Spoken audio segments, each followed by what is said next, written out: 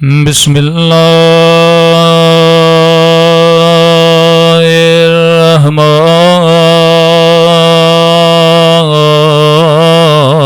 الرحیم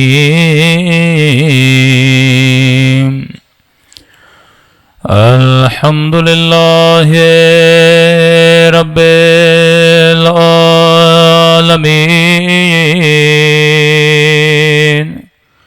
الحمد للہ کما هو اہلہ الصلاۃ والسلام علی سید المرسلین وخاتم نبیین ابی القاسم محمد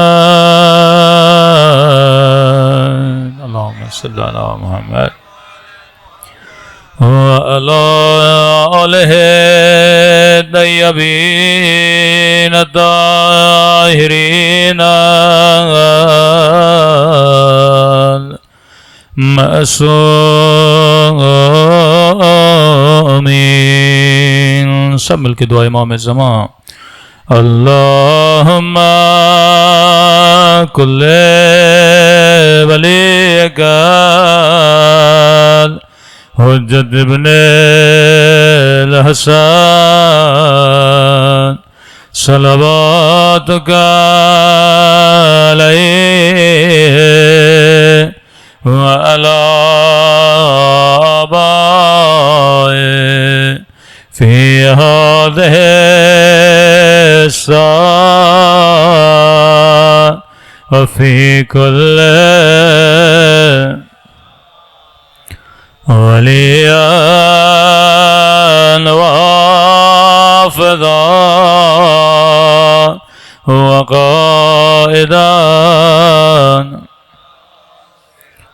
ودلیلا وعینا حتی تسکنہ ارضک طوعا وتمتعہ فیہا طویلا برحمتک یا ارحم الراحمین. صلوات پڑھے محمد وآلہ. بسم اللہ الرحمن الرحیم. رب اشرح لی صدری ویسر لی امری واحلل عقدۃ من لسانی یفقہوا قولی. اما بعد فقط قال مولانا رسول صلی اللہ علیہ وآلہ وسلم ان الحسین مصباح الہدی وسفینۃ النجات. صلوات پڑھے محمد وآلہ محمد.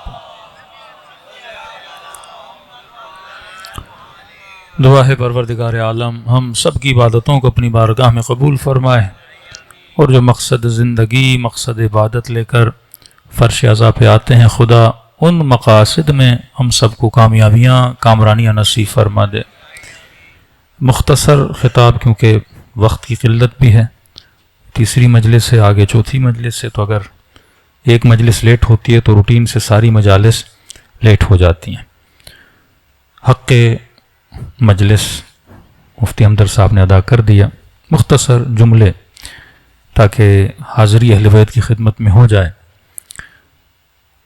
اکثر آپ دیکھتے ہیں کہ کئی مجالس بہت پرانی مجالس ہوتی ہیں. جس طرح بتائے گا یہ مجلس کوئی 50 سال پرانی مجلس ہے تو دنیا شاید یہ سوچے کہ شیعہ اتنی مجلسیں کراتے کیوں ہیں. شیعوں کو کیا ملتا ہے مجلس سے کہ کوئی قوم ہے جو تقریباً 2.5 مہینے میں 5 ارب روپیہ لگا دے ذکر ابا عبداللہ الحسین پہ. علم پہ پیسہ لگے، جھولوں پہ پیسہ لگے، شبیہوں پہ پیسے لگیں، مجلسوں پہ پیسے لگیں، نیاز پہ پیسے لگیں، یہ لاؤڈ آتا ہے اس پہ پیسے لگیں، لائٹ پہ، ہر چیز پہ. مسلمان پیسہ لگاتا ہے بیٹے کی شادی پہ، بیٹی کی شادی پہ. شیعہ پیسہ لگاتا ہے ذکر ابا عبداللہ الحسین پہ. شیعہ پیسہ لگاتا ہے ذکر امام حسین میں. کہ جناب انہیں مجلسوں سے ملتا کیا ہے؟ تو پوچھتے بھی ہوں گے بھائی مجلس میں کیا کرنے جاتے ہو؟ تو آپ بولتے ہوں گے ہم ذکر سننے جاتے ہیں، آخر میں تھوڑا بہت رو لیتے ہیں، ماتم کر لیتے ہیں۔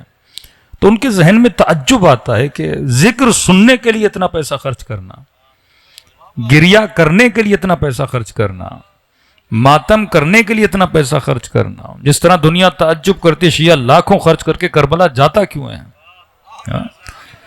کہ پیدل چلے پاؤں میں چھالے پڑ جاتے ہیں، 50 ڈگری کی گرمی، مسلمانوں کے بچے ترکی گھومنے جائیں، یورپ گھومنے جائیں، دبئی کے ٹرپ لگانے جائیں، اسے تھوڑا بہت پیسہ آتا ہے، کہتا ہے میں نے حسین کی طرف جانا ہے۔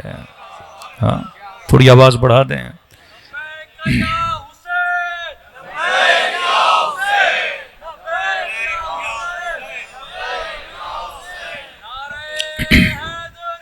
یا علی۔ ہاں کہ انہیں فرش عزا سے ملتا کیا ہے؟ انہیں زیارت حسین سے ملتا کیا ہے؟ پھر یہ بولنا کہ یہ قبروں کی عبادت کرتے ہیں، شاید اسی لیے جا رہے ہیں، یہ جھولا پرست ہیں، یہ علم پرست ہیں۔ تو آج تک دنیا نہ سمجھ سکی کہ شیعوں کو فرش عزا سے ملتا کیا ہے۔ لیکن الحمدللہ یہ صدی جس میں ہم جی رہے ہیں، یہ سال 2025 جس میں ہم جی رہے ہیں، آج دنیا کو ہم نے جواب دے دیا کہ شیعہ مجلس حسین کراتے کیوں ہیں۔ وہ جواب کیا تھا کہ میں نے کہا 40 ملک مل کر بھی ایک بہادر لیڈر پیدا نہیں کر سکے۔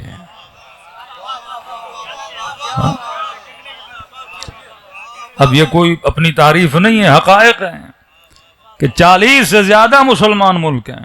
اب مسلم بہادر ہے، میں بہادر لیڈروں کی بات کر رہا ہوں۔ 40 ملک ہیں مسلمانوں کے، نمازی بھی ہیں، حاجی بھی ہیں، عمرے بھی کرتے ہیں، لمبی لمبی تراویاں بھی پڑھتے ہیں، سب کچھ اللہ کا ذکر ہے، خیر و خیرات میں بھی آگے ہیں۔ لیکن سوال یہ ہے کہ سب مل کر بھی ایک بہادر لیڈر پیدا نہ کر سکے جو وقت کے یزید کی آنکھوں میں آنکھیں ڈال کے بات کرے، جو وقت کے ظالم کو للکار سکے، جو وقت کے ظالم کے مقابلے میں جا سکے۔ تو میں نے کہا یہ منزل فکر ہے کہ سوچو کہ تم 40 مل کر بھی ایک بہادر لیڈر نہ پیدا کر سکے تو دیکھنا تو پڑے گا تمہارے معاشرے میں ایسا کیا ہے، میرے معاشرے میں ایسا کیا ہے کہ میں بہادر بچے بھی پیدا کر رہا ہوں، بہادر لیڈر بھی پیدا کر رہا ہوں، لیکن وہاں بہادر لیڈر پیدا نہیں ہو رہے۔ تو میں نے کہا تمہارے پاس نماز تھی، تمہارے پاس روزہ تھا، حج تھا، صوم و سیام تھا، تو عمرہ بھی کرتا تھا، تو حج بھی کرتا تھا، لیکن سب کچھ کرنے کے بعد بہادر لیڈر نہ پیدا کر سکا۔ یہ نماز میرے پاس بھی تھی، یہ حج میرے پاس بھی تھا، یہ عمرہ میرے پاس بھی تھا، یہ خیر و خیرات میرے پاس بھی تھی، لیکن سوال یہ ہے کہ یہاں بہادر لیڈر پیدا ہوئے، وہاں بہادر لیڈر پیدا نہ ہوئے۔ بس ایک چیز کی کمی تھی، تو سب کچھ کر رہا تھا پر فرش عزا حسین پہ نہیں آتا تھا۔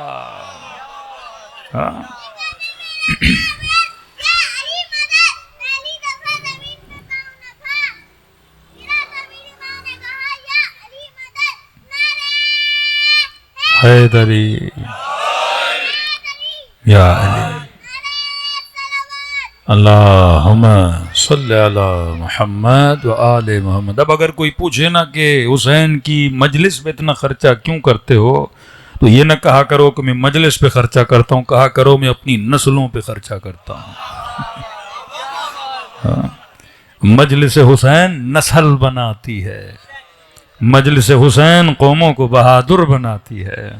40 ملک تھے لیکن کسی میں جرت نہیں، بم رکھے ہوئے ہیں، ٹینکیں رکھی ہوئی ہیں، میزائل رکھے ہوئے ہیں، گولیاں رکھی ہوئی ہیں، لیکن یہ گولیاں مسلم پہ تو چلیں گی، اسرائیلیوں پہ نہیں چلیں گی، امریکیوں پہ نہیں چلیں گی، کیونکہ وہ گولی چلانے کے لیے حیدر کرار کی بہادری چاہیے ہوتی ہے، وہ گولی میزائل چلانے کے لیے یا علی شجاعت حیدری چاہیے ہوتی ہے، اور یہ شجاعت تجھے کہیں سے نہیں ملتی، فرش عزا حسین سے ملتی ہے۔ یہ فرش عزا تھا جس نے شہید سبط جعفر پیدا کیے، یہ فرش عزا تھا جس نے شہید حسینی پیدا کیے، یہ فرش عزا تھا جس نے خمینی اور سلیمانی پیدا کیے، یہ فرش عزا تھا جس نے سید علی خامنئی پیدا کیے۔ یہ فرش عزا کی برکت ہے، کیونکہ ماں فرش عزا پہ آتی ہے، گودوں میں بچے لاتی ہے، اور بچپن سے کبھی اصغر کی شہادت سنتی ہے، کبھی اکبر کی شہادت سنتی ہے۔ شیعہ بچے نے کبھی نہیں سنا کہ میرا امام کسی میدان کو چھوڑ کے گیا ہو۔ یہ درس ہمیں کیا دیتا ہے؟ درس بہادری دیتا ہے۔ میں نے مزاحن کہیں پہ کہا تھا اگر خدا اسرائیل پہ گرنے والے میزائلوں کو زبان دیتا اور مسلمانوں کے مفتیوں کو توفیق سخن دیتا اور میزائلوں سے اتنا پوچھتے کہ تیرا عقیدہ کیا ہے، تو سارے میزائل یہی کہتے ہم ان بستیوں سے آ رہے ہیں جو علی ولی اللہ کے ماننے والے ہیں۔ ہاں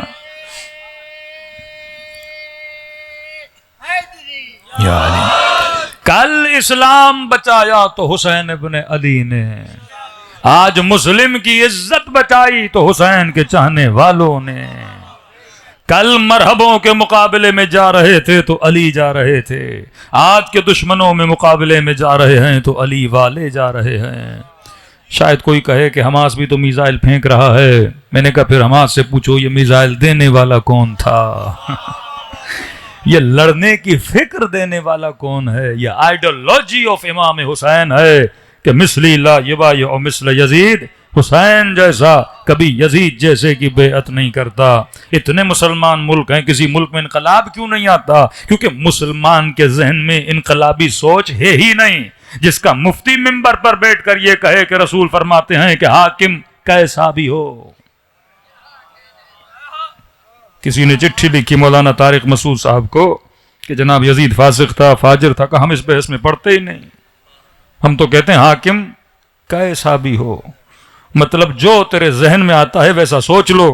رسول نے فرمایا اس کے خلاف قیام کرنا کیا ہے؟ حرام ہے۔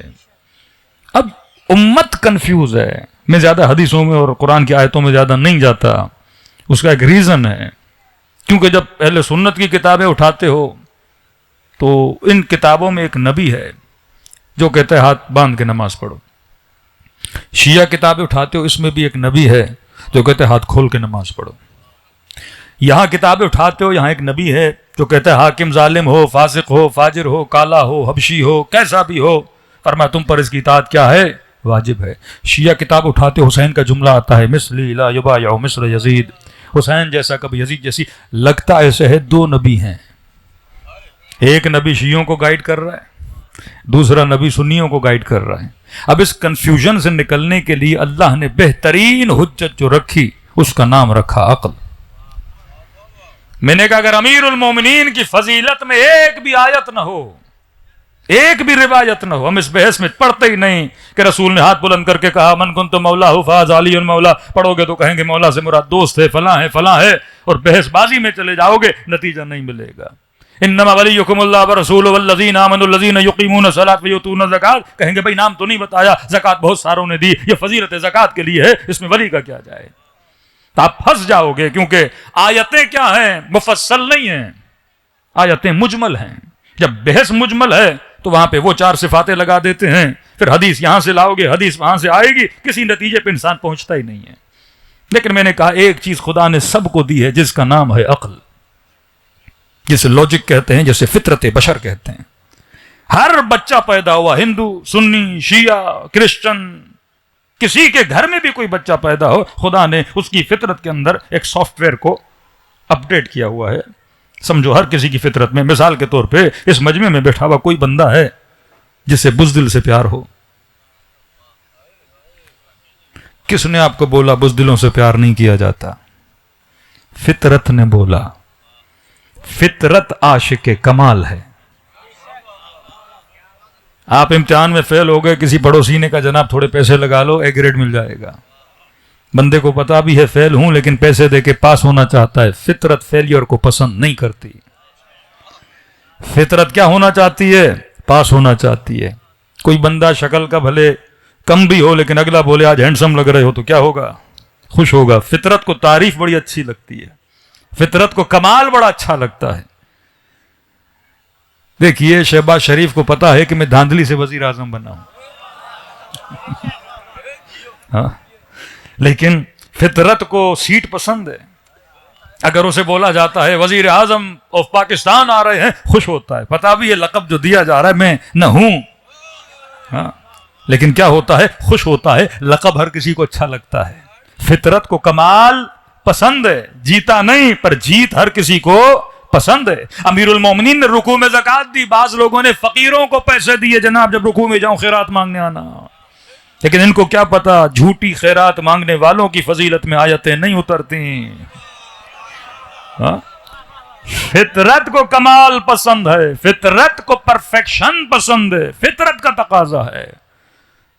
اب میں نے کہا کہ عقل سے پوچھتے ہیں، کوئی حدیث نہیں امیر المومنین کی امامت کے لیے، کوئی قرآن کی آیت نہیں مولا علی کی امامت کے لیے. ہم امت کو بٹھاتے ہیں، کہتے رسول خدا کے بعد امام کسے بننا چاہیے، تو ہم جتنے بھی بڑے بڑے اکابر اصحاب رسول ہیں سب کو سامنے رکھتے ہیں، عقل سے پوچھتے ہیں امام کسے بننا چاہیے. عقل سے پوچھتے ہیں. عقل سب کی سیم ہے، الگ الگ نہیں ہے. عقل سے پوچھو، علی بھی ہیں ماشاءاللہ نام لکھے ہوئے، ابو بکر بھی ہیں، حضرت عمر بھی ہیں، حضرت عثمان بھی ہیں، خالد بن ولید بھی ہیں، بڑے بڑے اصحاب بیٹھے ہیں. اب عقل سے پوچھتے ہیں امام کسے بننا چاہیے، تو عقل کہے گی امام اسے بنا جو حسب میں سب سے بہتر ہو، جو نسب میں سب سے بہتر ہو، جو علم میں سب سے بہتر ہو، جو عبادت میں سب سے آگے ہو، جس نے کبھی بتوں کو سجدہ نہ کیا ہو، جو کبھی کسی میدان کو چھوڑ کے نہ گیا ہو، جو شب ہجرت موت کے بستر پہ سویا ہو، جس کے بچے حسن و حسین جیسے ہوں، جس کی زوجہ سیدۃ النساء العالمین جیسی ہو، جس کی ولادت ہو تو اللہ کے گھر میں، شہادت ہو تو اللہ کے گھر میں، جس مہینے میں شہادت ہوئی وہ سارے مہینوں سے افضل، جس رات میں شہادت ہوئی وہ ساری راتوں سے افضل، جس عبادت میں شہادت ہوئی نماز وہ ساری عبادتوں سے افضل، اور 5 نمازوں میں سے جس نماز میں شہادت ہوئی صبح کی نماز وہ 5 میں افضل، اور اس نماز کے جس رکن میں شہادت ملی سجدہ وہ سارے ارکان سے افضل. ہاں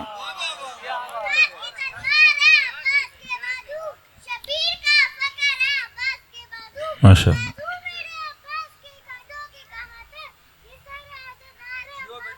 ماشاء اللہ حیدری یا علی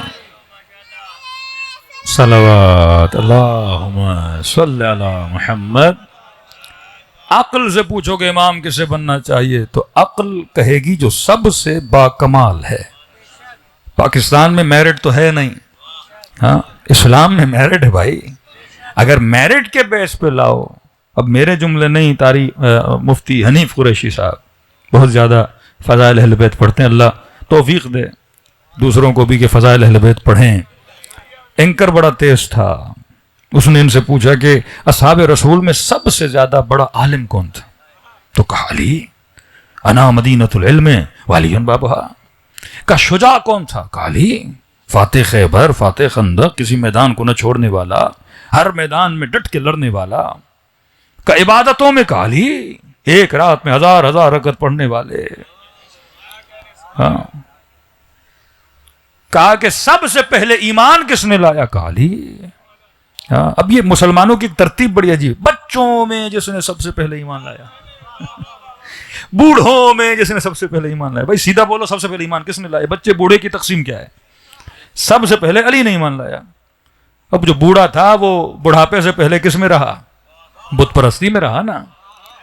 ہاں کہا علی سب سے پہلے ایمان لانے والا. تبھی رسول نے فرمایا نظر الی وجہ علی عبادت، علی کے چہرے کو دیکھنا کیا ہے؟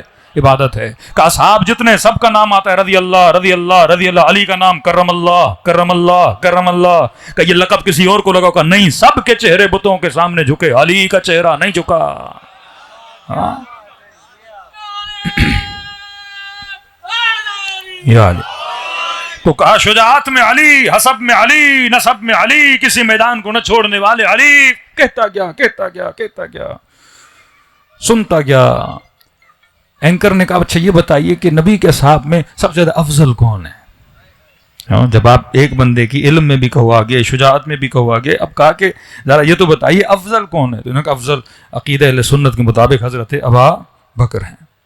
تو ابھی کہا علم میں علی، زہد میں علی، تقوی میں علی، شجاعت میں علی، افضلیت میں آئے تو کہا بھائی یہ ہمارے اسلاف کا عقیدہ ہے، یہ ہمارے بڑوں کا عقیدہ ہے.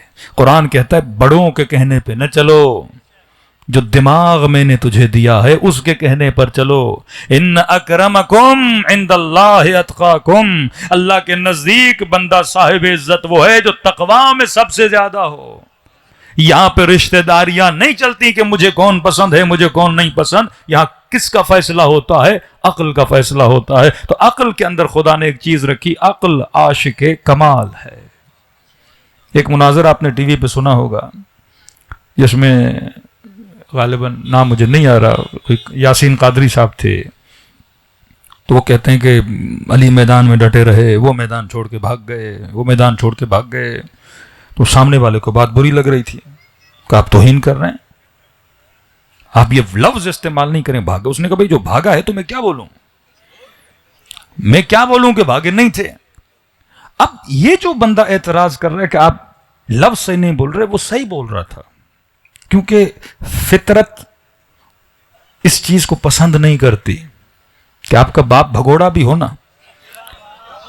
کوئی بولے گا تو آپ اس چیز کو پسند نہیں کرو گے، کیونکہ یہ صفت کمال کی صفت نہیں، زوال کی صفت ہے، اور فطرت کو کمال پسند ہے. تو کیونکہ وہ شخصیات کو مانتا ہے، اب ان کے لیے کوئی زوال کی صفت آئے گی تو فطرت کو اچھا نہیں لگتا. جناب آپ تھوڑی توہین کر رہے ہو، میرے بڑے ہیں اور آپ ان کے لیے ایسے الفاظ استعمال کر رہے ہو. تو وہ جو اعتراض کر رہا تھا اس کی فطرت بول رہی تھی، فطرت کو یہ چیز پسند نہیں ہے. تو انہوں نے کہا میں کون سا لفظ لاؤں جس میں تیری فطرت بھی راضی ہو جائے اور بات کی بات ہو جائے. تو کہا ٹھیک ہے میں کہتا ہوں. تشریف لے گئے تھے، کہا یہ صحیح ہے، ہاں یہ لفظ اچھا ہے. یہ سارا فطرت کا چکر ہے. اب اگر آپ غلط چیز کے عاشق بن جاؤ گے اور اس میں زوال بھی ہوگا تو مسئلہ آپ کے عشق کا ہے. فطرت تمہیں بار بار ٹوکے گی کہ تو غلط جگہ پہ ٹکا ہوا ہے، تو غلط جگہ پہ لگا ہوا ہے. آج تک مجھے ایک کلپ دکھائیے، یہ پورا سوشل میڈیا آپ کے سامنے ہے، کہ کسی شیعہ مجلس میں، کسی اہل سنت کی محفل میں کوئی شیعہ گیا ہو اور یہ کہے کہ الحمدللہ آج میں یہاں سنی بننے آیا ہوں، پہلے میں شیعہ تھا، اللہ نے مجھے ہدایت دی، مفتی صاحب مجھے کلمہ پڑھائیے. ایک ایسا کلپ ہے، سینکڑوں کلپ آپ کو دکھا سکتے ہیں. جوان آتے ہیں کہتے ہیں الحمدللہ میں مکتب اہل بیت میں آنا چاہتا ہوں. ہاں ہاں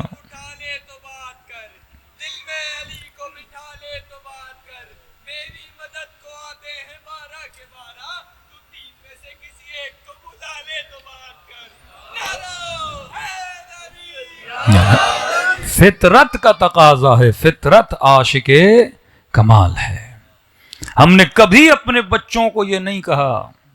ایک شیعہ خطیب، ذاکر، مصنف، مجتہد دکھائیے جس نے فرش عزا پہ بیٹھ کے اپنے بچوں کو کہا ہو آپ طارق جمیل کو نہیں سنو، طارق مسعود کو نہیں سنو، فلاں انجینئر کو نہیں سنو. ہم نہیں روکتے.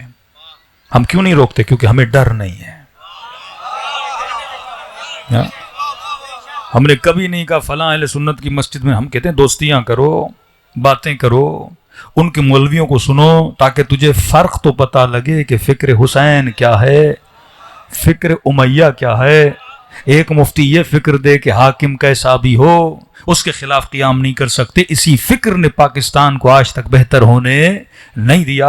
ایک فکر حسین کی ہے کہ مثل لا یباع مثل یزید، حسین جیسا کسی فاسق کی اتباع اور اطاعت میں نہیں آ سکتا. جب یہ دو افکار کو آپس میں دیکھے گا اس کی عقل بتائے گی کہ کمال کہاں پر ہے، زوال کہاں پر ہے. جب ایک چیز کو میری فکر ہی ایکسیپٹ نہیں کرتی، وہ تہمت رسول کے لیے لگائی جائے، کسی بھی ظالم کو ایکسیپٹ کر لو، پھر معاشرے سے توقع رکھو کہ معاشرہ دیندار بن جائے، معاشرہ نمازی بن جائے. ارے سارا اختیار تم نے حاکم کو دے دیا اور کسی فاسق کو تم نے ایکسیپٹ کر لیا، پھر امت کو کہو کہ یہ دیندار بن جائے. ایسی امت کبھی دیندار نہیں بنتی. حاکم جب علی جیسے ہوتے ہیں تو مالک پیدا ہوتے ہیں، حبیب ابن مظاہر پیدا ہوتے ہیں، میں سمیت تمار پیدا ہوتے ہیں. آؤ کربلا میں جب حسین کی حاکمیت ہے تو زہیر بن جاتا ہے، وہاب قلبی بن جاتا ہے. اگر مربی اچھا ہو تو تربیت اچھی کی جاتی ہے. تو فکر اہل بیت اسی فرش عزا سے دی جاتی ہے. یہ فرش عزا ہے جو انسان کی فکر کو بلند کرتا ہے. ہم نے کبھی نہیں کہا کسی کو نہ سننا، لیکن آپ نے صدیوں سے بوڑھے بزرگ یہاں بیٹھے ہیں، کوئی 50 کا، کوئی 60 کا، کوئی 70 کا. کتنا کہا گیا ان کے جلوسوں میں نہ جانا، ان کی نیازوں کو نہ کھانا. بعض بدبختوں نے تو اتنا بول دیا علم کے نیچے سے نہ گزرنا، نکاح ٹوٹ جائے گا. کتنے مسلمانوں کو جدا کر دیا اپنی بیویوں سے، نکاح توڑوا دیے. لیکن شیعہ بھی تیز نکلا، اس نے اور اونچے علم کرنا شروع کر دیے. کہاں کہاں تک بچو گے؟ ریزن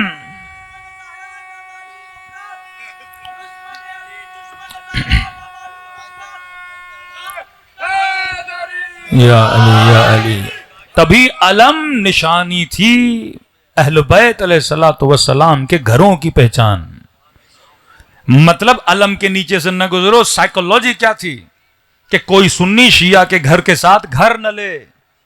بچے گا نا کہ علم کے سائے کے نیچے نہ ہو. تو سوسائٹیز کو الگ کر دیا, گھروں کو جدا کر دیا, دوستیاں نہ کرو, رشتہ داریاں نہ کرو. اب ہم نہیں روکتے کیونکہ ڈر نہیں, روکتا وہ ہے جسے ڈر ہو. تو میں کہتا ہوں عجب ہے, کس سے ڈر رہے ہو؟ شیعہ نے کبھی ایک گولی چلائی؟ شیعہ نے کبھی کوئی ہنگامہ کیا؟ پوری دنیا میں چلے جائیے, پوچھئے اہل بیت کے چاہنے والوں کا اخلاق. یہ دنیا کی واحد قوم ہے جو سب کو کھلاتی ہے. یہ دنیا کی واحد قوم ہے جو روڈوں پہ سبیلے لگا کے شربتیں پلاتی ہے. یہ دنیا کی واحد قوم ہے جو 2.5 مہینہ کسی مجلس پہ نہیں لکھا ہوتا کہ صرف شیعہ آئیں, یہ لنگر صرف شیعوں کا ہے. کہتے ہیں مسلمان تو کیا, ہندو بھی تو کیا, ہر کوئی جو آتا ہے جو انسان ہے وہ فرش عزا حسین پہ آ جائے, لنگر حسین کھائے, شربت حسین پیے. پورے 2 مہینے نظر و نیاز کرواتے ہیں, پھر کنڈوں میں تجھے بلا بلا کے حلوے کھلاتے ہیں. دنیا کی کون سی ایسی قوم ہے جو اتنا کھلائے, اتنا پلائے؟ شیعوں کا کردار تو ہمیشہ کھلانے والا, ہمیشہ محبت والا ملا. میں نے قرآن کی آیت صراط الذین انعمت علیہم, ایک ایسا راستہ تھی نعمت سے بھرا ہوا ہے. میں نے کہا اگر پریکٹیکلی دنیا میں ایسے کوئی راستہ ڈھونڈا جائے جس راستے پہ راہ پہ نعمت ہی نعمت ہو. میں نے کہا امریکہ سے لے کے کینیڈا, کینیڈا سے یوکے سے آسٹریلیا, پورا یورپ گھوم لو, پوری دنیا میں تجھے 2 کلومیٹر کا راستہ نہیں ملے گا جس کے چپے چپے پہ نعمت ہو. لیکن آؤ شیعہ تجھے کربلا لے جاتے ہیں, 70 کلومیٹر کا راستہ ہے جس کے چپے چپے پر نعمت ہے. یا علی, جس کے چپے چپے پر نعمت ہے, ہر جگہ نعمت ہے. کون ہے جو کسی کے پاؤں دبائے, موکبوں میں بٹھا کے تجھے کھانے کھلائیں؟ ایسے اخلاق والے سے ڈرا نہیں جاتا. ڈرنا تو ہمیں چاہیے جن کے گلے کاٹے گئے, جن کی مسجدوں میں بم پھوڑے گئے, جن کے جوانوں کو آریوں سے کاٹا گیا, جن کے بسوں سے اتار کے زندہ جلایا گیا, ماؤں کی گودوں میں پارا چنار کی بچیوں کو گولیاں ماری گئیں. لیکن ہم نہیں ڈرے. ہم نے کہا جاؤ, مسجدوں میں کوئی مسئلہ نہیں. جلوسوں میں مارا گیا, ہم نے کہا اور زیادہ جائیں گے. مسجدوں میں مارا گیا, ہم نے کہا اور نمازی زیادہ بڑھیں گے. کیونکہ حسین کا اخلاق تھا کہ حیات من ذلت کی زندگی سے عزت کی موت بہتر ہے. ہم نے کبھی نسلوں کو خوف سکھایا ہی نہیں. ہمارا تو نظریہ ہے کہ یہاں ہم موت پہ آ جائیں یا موت ہم پر آ جائے, کوئی فرق نہیں پڑتا. وہاں ڈر ہے, یہاں ڈر نہیں. ڈر کیوں نہیں؟ کیونکہ ہم نے اپنے بچوں کو عقل دی. جسے عقل مل جاتی ہے وہ زبان میں سم کٹا دے پر علی کو چھوڑتا نہیں ہے. وہ حجر ابن عدی نبی کا صحابی خود بھی گیا, بچے بھی قربان کیے, پر علی کو چھوڑا نہیں. ہمیں یقین ہے کہ بیٹا چلا بھی گیا اور جب آئے گا تو اکیلا نہیں آئے گا, 3-4 کو علی والا بنا کر ہی لائے گا. یہ فرش عزا ہے جس نے آپ کو ہمت دی. آپ شیعہ فرش عزا سے 9 سال کا بچہ بھی اٹھائیے, اسے اتنا پوچھئے تربیت کہاں پائی؟ فرش عزا پر. نہ فکر بن امام حسین نے اسے بہادر بنایا, ظالم سے نفرت, مظلوم سے محبت. اس سے پوچھئے بیٹا یزید پہ لعنت کرنی چاہیے کہ نہیں؟ میں نے کہا تو شیعہ بچے سے پوچھے گا, وہ لعنت بھیج کے بتائے گا.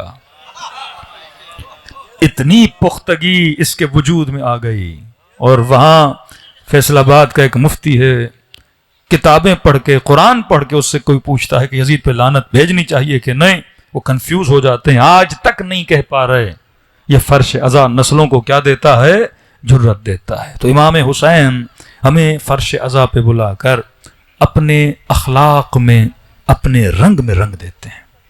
یہ جو آپ کا رنگ ہے نا, نظر کرنا, نیاز کرنا, محبت کرنا, فرش عزا پہ لوگوں کو بلانا, 40 کی مشی میں پاؤں دبانا, خدمت کرنا. ہمارے اپنے دوست نے $2 ملین پاکستانی 30 کروڑ لگا کے اس نے موقف بنایا. کون اتنا خرچہ کرتا ہے امام حسین کے عشق میں؟ یہ سخی ہمیں کون بنا رہا ہے؟ حسن ابن علی بنا رہے ہیں. ہم گویا رنگ اہل بیت میں رنگے جا رہے ہیں. ہمارے وجود سے کردار اہل بیت کی خوشبو آ رہی ہے کہ ہمارے بچے سخی بن جاتے ہیں, ہماری نسلیں بہادر بن جاتی ہیں, کیونکہ ہم صبح سے شام تک کس کا ذکر سنتے ہیں؟ محمد اور آل محمد کا. اب امام حسین یہ چاہتے ہیں کہ جس طرح وہ آپ کو اپنا دوست سمجھ کے فرش عزا پہ بلاتے ہیں. فرش عزا کیا کرتا ہے؟ مومن کے دل کو دل سے جوڑتا ہے نا. فرش عزا آپ کی محبتوں کو بڑھاتا ہے. رحماء بینہم اشداء علی الکفار, فرمائیے وہ قوم ہے جو کافروں کے سامنے کھڑی ہو تو ان سے بڑا شدید نہیں, لیکن جب آپس میں بیٹھتے ہیں تو ان سے بڑا مہربان نہیں. ایک دوسرے کے لیے وہ قربانیاں دیتے ہیں شاید کوئی قوم دے. یہ رنگ آپ کو کربلا میں نظر آتا ہے. کون سی قوم ہے جو اس قدر ایک دوسرے سے محبت کرے, منتیں کر کر کے بٹھائے کہ جناب میرے گھر میں آ کے کھانا کھا لو. ہاں, زبردستی مومن کی جرابیں اتارے, میں آپ کے کپڑے دھوں, میں آپ کی جرابیں دھوں. کہاں اتنی خدمت کی جاتی ہے؟ یہ وہ سرزمین کربلا ہے جو انسان کو خیر بناتی ہے, جو سخی بناتی ہے, جو عاشق بناتی ہے. شیعہ کبھی بھی ظالم پسند نہیں ہو سکتا, کیونکہ مولا حسین فرش عزا پہ بلا کے ہمارے دلوں کو نرم کر دیتے ہیں. 2.5 مہینے یہ شہادت سنتا ہے, روتا ہے, اس کا دل کبھی پتھر ہوتا ہی نہیں. جس کے دل کو حسین پتھر نہ ہونے دیں, وہ کیسے کسی مظلوم کے لیے آواز کو بلند نہ کرے. یہ فرش عزا ہے جس نے آپ کو بنا کے رکھا. اب مولا یہ چاہتے ہیں کہ اگر وہ آپ کو فرش عزا پہ بلاتے ہیں تو آپ بھی کوشش کرو کسی ایک کو حسین کے ساتھ جوڑو, توڑو نہیں. کوشش کرو راہ حسین پہ لاؤ. اپنا کوئی دوست ہے, کوئی کلیگ ہے, کوئی بھی ہے, بولو بھائی آدھا گھنٹہ چلتے ہیں, فرش عزا حسین پہ آ کے بیٹھو, اسے چکھاؤ. آپ ایک ڈش بناتے ہو نا, سالن بناتے ہو, آپ کے تو بڑا لذیذ ہے. اب یہ سارے لوگ تب بنائیں گے جب وہ چکھیں گے. جب تک یہ حسین کو چکھے گا نہیں, جب تک لذت عشق حسین چکھے گا نہیں, تو عاشق حسین کیسے بنے گا؟ ہاں, تو کہا اس کو فرش عزا پہ لاؤ. ہاں, بولو جناب پوری دنیا تم نے گھوم لی, میرے ساتھ ایک بار کربلا چلو. ہاں, ایک بار اسے لے جاؤ, پھر دیکھو یہ اگلی بار تجھے خود لے جائے گا. 10 بار پوچھے گا کربلا کب جانا ہے, کیونکہ یہ وہ لذت فطرت ہے کہ جو انسان کو مل جائے, انسان کبھی اس در سے دور نہیں جاتا. جو ایک بار یہاں آتا ہے پھر وہ کبھی واپس نہیں جاتا. عراقی ایک مومن کہتے میرا دوست تھا, وہ ان چیزوں سے بہت دور تھا. بس یہ واقعہ ربط مصیبت. کہا کہ میں نے اسے کہا کہ مولا حسین کا 40 شروع ہے, تو مشی پہ چل. اس نے کہا بھائی 50 ڈگری کی گرمی, شدت والی گرمی, کون چلے؟ کہا میں تو ایسی روم سے باہر نہیں نکلتا, میں نہیں چلوں گا. کہ چلو جا کے دیکھو تو صحیح, 10 منٹ کے لیے آ جاؤ. کوشش ہو کہ کسی کو اس راہ حسین پہ اتارو. ایک بار آ گیا تو پھر خود واپس نہیں جائے گا کبھی. کہ نہیں میں نے نہیں آنا. کہتا میں نے کئی باتیں کی, اچھا ہے چلو تو صحیح, دنیا آتی ہے چلتی ہے, ذرا دیکھ تو لو. کہ نہیں میں نہیں چلتا. اس کے دوست کو پتا تھا یہ کھانے پینے کا بڑا شوقین ہے. کہ دیکھ تو نے ایسے کھانے کہیں نہیں کھائے ہوں گے جو مولا حسین کی مشی کے موقبوں پہ ہوتے ہیں. کہیں پہ چرغا, کہیں پہ مچھلی, کہیں پہ کباب, کہیں پہ فلافل, کہیں پہ شربت, کہیں پہ کیا. اس نے کہا اچھا اتنے کھانے کہاں؟ کہ آدھا گھنٹہ آؤ, کھانا کھا کے واپس چلے جانا. کھانے کا اس نے نام سنا, کہ ٹھیک ہے ذرا ٹرائی کر لیتے ہیں کھانے کیسے ہیں. آ گیا, ایک موقب سے کھایا, دوسرے موقب سے کھایا, کہیں پہ چائے پی, کہیں پہ شربت پیا. اس نے کہا بھائی یہاں تو کھانے بڑے اچھے ہیں. کہ کرتے کرتے شام ہو گئی, ہوتے ہوتے رات ہو گئی. اس نے کہا اب رات ہو گئی ہے چلتے ہیں. کہ نہیں موقع میں بھی کھانا لگنا ہے رات کا, وہ کھا لو. وہ بھی کھانا کھایا. اس نے کہا اب سیراب ہو گیا, اتنا میں نے شاید پوری زندگی میں کہیں نہیں کھایا جتنا تم نے سفر میں کھلایا. کھاتے بھی رہتے ہیں, پھر چلتے ہیں, ہضم ہو جاتا ہے, پھر بندہ اور کھاتا رہتا ہے. تو کہا کہ اب میں گھر جاتا ہوں. کہا دیکھ رات رک لے, باہر گرمی ہے, حبس ہے, موقب میں ایسی لگا ہوا ہے, کمبل بھی ہیں, خادم بھی ہیں, تیرے پاؤں بھی دبائیں گے, رات کو سو جا. اس نے کہا نہیں دیر ہو گئی ہے. کہا دیکھ موقب میں ناشتہ بڑا اچھا ملتا ہے. اس نے کہا کیا ہے ناشتے میں؟ کہا ناشتہ ایسا ویسا. اس نے تعریفیں کی. اس نے کہا ٹھیک ہے میں رات رک جاتا ہوں. کہا پھر یاد رکھ ناشتہ کھا کے میں واپس جاؤں گا. کہا بھائی ہم خود چھوڑنے آئیں گے آپ کو, آپ رکو تو صحیح. یہ کہتا ہے رات کو سو گیا, تھکا ہوا بھی تھا, کھانا بھی کھایا تھا, نیند آ گئی. کہتے آدھی رات تھی, میرے کانوں میں ایک آواز آئی, اٹھو اٹھو اٹھو. آنکھ کھلی. میں نے کہا کیوں اٹھایا جا رہا ہے, کون ندا دے رہا ہے کہ اٹھو؟ کہا جلدی اٹھو, حسین ابن علی آنے والے ہیں, ابا عبداللہ آنے والے ہیں. کہتا مبہوت ہو گیا, کون؟ حسین ابن علی نواز رسول. کہتے اٹھا, میں نے دیکھا کہ موقف کے اندر ایک نورانی شخصیت تشریف لائیں, ساتھ میں ان کے بھائی عباس علمدار ہیں. کہا آتے ہیں جتنے لوگ سوئے ہوئے تھے ایک ایک کے سرانے پہ جاتے ہیں, چہرے سے کمبل ہٹاتے ہیں. کہتے عباس اس کا نام بھی لکھو, یہ میرے راستے میں چلنے آیا تھا, یہ میرے عشق کا مسافر ہے. کہ دوسری کی چادر ہٹائی, کا عباس اس کا نام بھی لکھو. اب کہتا میں کونے میں چھپتا گیا. جب نواز رسول مجھ تک پہنچیں گے تو میں کیا کہوں گا, میں یہاں کھانے کے لیے آیا تھا, میں تو آپ کے لیے نہیں آیا تھا. کہتا بڑی کوشش کی چھپنے کی کہ میری امام کی نگاہ میرے چہرے پر نہ پڑے. کہا چلتے چلتے حسین مجھ تک پہنچے اور مجھے دیکھا. میں نے شرمندگی سے سر جھکایا. میں نے کہا کہ مولا میں کھانے کے لیے آیا تھا. میں اس راہ کا مسافر نہیں ہوں. کا مسکرا کر کا بات اس کا نام لکھو، آیا تو تھا کہ یہ کہنا تھا، میری آنکھیں نیند سے کھل گئیں. میں نے دیکھا یہ خواب ہے، صبح کی اذان ہوئی، زارو قطع روئے جا رہا ہوں. دوست نے کہا بھائی واپس جاؤ. رو کیوں رہے ہو؟ کہا نہیں، اب واپس جانے کے لیے نہیں رو رہا، حسین کی کربلا جانے کے لیے رو رہا ہے. تیرے حسین نے مجھے خرید لیا. فرش عزا پہ آتے ہو، یہاں آپ کا خریدار کون ہے؟ ابا عبداللہ الحسین ہے. تبھی فرمایا مچھر کے پر کے برابر بھی اگر پلکیں گیلی ہو جائیں، فرمایا اس میں اگر خلوص کا آنسو، اس میں اتنی طاقت ہے یہ جہنم کی آگ کو بجھا سکتا ہے. کون کسی کو اتنا بلا کے حر بناتا ہے؟ کون کس کی آخرت کی اتنی فکر کرتا ہے؟ 1400 سال کے بعد بھی آج بھی اگر کسی کو ہمارے بچوں کی فکر ہے تو حسین ابن علی کو ہے کہ تمہاری نسلوں کو فرش عزا پہ بٹھاتے ہیں. اور مظلوم اتنے کہ چوتھے امام فرماتے ہیں کثرت سے میرے بابا کو سلام کیا کرو. عرض کی مولا اتنی تاکید کیوں ہے بار بار؟ سلام کرو سلام کرو. زیارت عاشورہ 100 سلام ہے.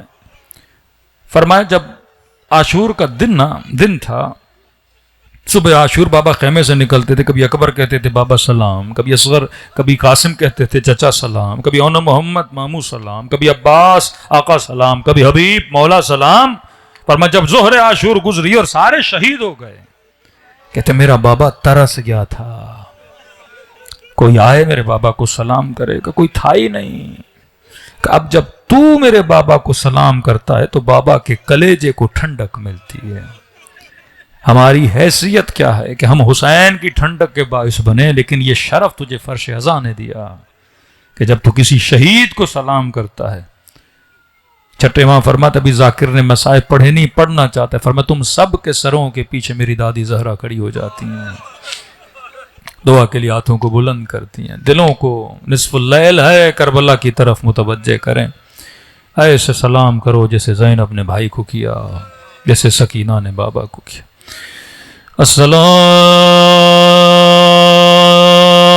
السلام علی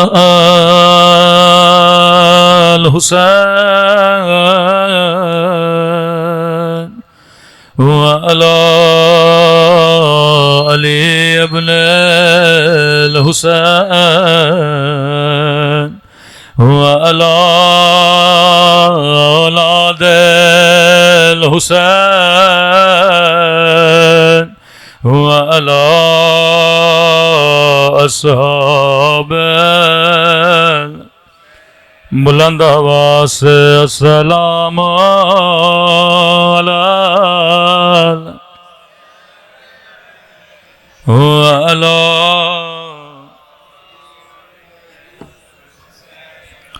وعلی اولاد وعلی اصحاب. سب مل کے السلام علی وعلی علی ابن الحسین وعلی اولاد وعلی اصحاب. میرا سلام ہو ان ننے سے رخساروں پہ. یہ سلام کسی ذاکر کا سلام نہیں ہے، یہ سلام کسی خطیب کا سلام نہیں ہے، یہ سلام امام زمانہ کے سلام ہے. فرمایا جب کبھی دل کرے رونے کا تو زیارت ناہیہ پڑھا کرو. فرمایا میرا سلام ان ننے سے رخساروں پہ. آواز تھوڑی بڑھا دیں. اللہ جانے یہ رخسار علی اصغر کے رخسار ہیں یا یہ رخسار قاسم کے رخسار ہیں جواب میرے مولا نے خود دیا، میرا سلام آیا ننھے سے رخساروں پہ، او جن کا رنگ بدلتا رہا، یہ نہیں کا رنگ بدل گیا بلکہ بدلتا رہا۔ کبھی شمر کے تماچوں نے رنگ نیلا کیا، کبھی ظالم کے تماچوں نے رنگ سیاہ کیا۔ شاید کوئی برادر اہل سنت ہو یہ سوچے شیعہ سکینہ پہ اتنا کیوں روتے ہیں، شیعہ تماچوں پہ اتنا کیوں روتے ہیں، اسے بخاری کی حدیث سنایا کرو۔ رسول خدا فرماتے مسلمانوں اگر حیوان کو بھی مارنا ہو ادب کے لیے تو اس کے بدن پہ مارا کرو، کبھی اس کے چہرے پہ نہ مارا کرو۔ حیوانوں کے چہروں کا بھی احترام کیا کرو۔ انہوں نے نبی کی نواسیوں کو تماچے مارے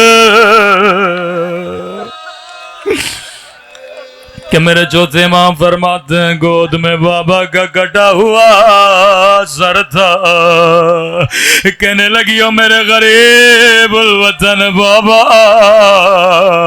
او میرے 3 دن کے پیاسے بابا، بابا ذرا آنکھیں کھولو، ذرا میرے رخسار دیکھو۔ او بابا تیری بچی کا رخسار چھوٹا تھا لیکن شمر کا ہاتھ بڑا تھا۔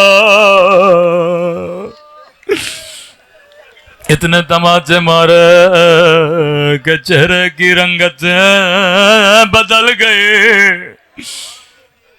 کیا کیا فرزند رسول کے ساتھ؟ فرمایا 50 سال زینب حسین کے سائے میں رہی، نکاح میں شرط رکھی عبداللہ جہاں جہاں میرا حسین جائے گا میں زینب بھی جاؤں گی۔ جتنی مرتبہ حج پہ گئے سیدہ زینب ساتھ گئیں۔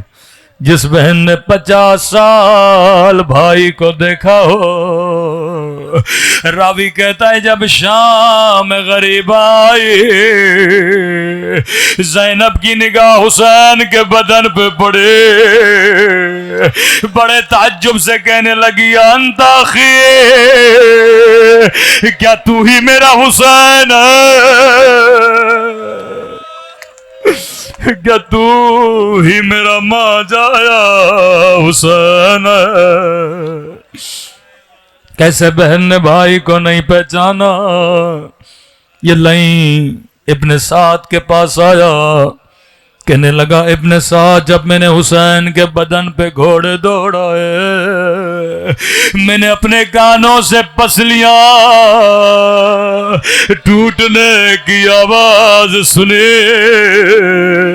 اللہ جانے جب بہن برداشت نہ کر سکے 4 سالہ بچی نے کیسے برداشت کیا ہوگا۔ بی بی زینب فرماتی ہے جب گودیا قتل گاہ میں پہنچی کیا دیکھا؟ چھوٹی بچی ہے، اپنا سر بابا کی کٹی گردن پہ رکھا ہے، کہتی ہے میں سکینہ کو اٹھانا چاہتی تھی، ایک مرتبہ کٹی ہوئی گردن سے آواز آئی ٹھہر جا زینب، ٹھہر جا زینب، میری بچی تماچے کھا کھا کر سو گئی ہے۔ کہتی ہے جیسے سکینہ کو ہوش آیا پہلا سوال کیا سکینہ تو نے بابا کو کیسے پہچانا؟ بدن دو چیزوں سے پہچانا جاتا ہے، بدن یا لباس سے، بدن یا سر سے۔ سکینہ بابا کے بدن پہ سر نہیں تھا، بدن پہ لباس نہیں تھا۔ کہتی ہے پھپھی اماں میں نے بابا کو بڑا ڈھونڈا، کبھی کسی لاشے پہ، کبھی کسی لاشے پہ، میں نے رو کر کہا بابا تیری یتیمہ بچی آ گئے۔ ایک مرتبہ کٹی ہوئی گردن سے آواز آئے، الہیہ الہیہ آجا میری تھکی ہوئی بچے، آجا تماچے کھانے والی بچے، آجا بابا کے سینے پہ سو جا۔ الا لعنت اللہ علی القوم الظالمین۔ ماتم حسین۔